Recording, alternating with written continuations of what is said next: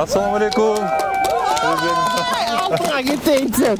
Dememin uzvatacak sana ben altına gideceksin. Elinden altında elin var.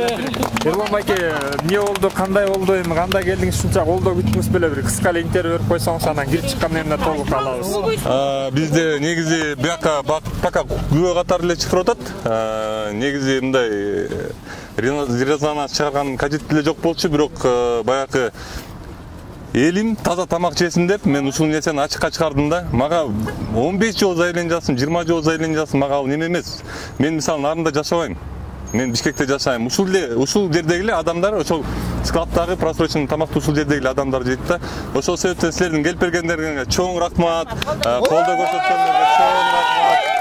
Мен чын жүрөктөн ыраазымын ушундай элим бар болгонуна. Силерге иштеп бергенге даярмын. Рахмат.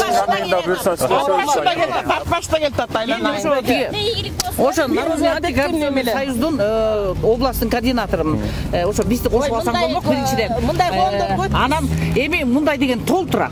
Бул коом деген жаңы эле ачылган. Именно ушо сенин системаңда азыр мен ГОУдун начальнигине кирип чыктым. Мен следствияга катышканга я имею право. Хорошо?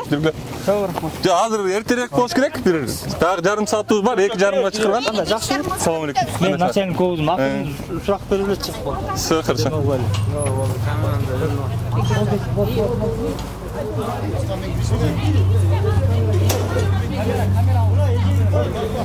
Assalamu alaikum da qanday sarbayklar. Kechirim so'rayman. Assalamu alaikum. Kokulov Erul.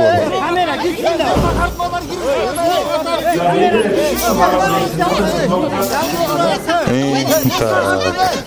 Киевская 161 adı bu. Aleykümselam. Tamam sen geldin.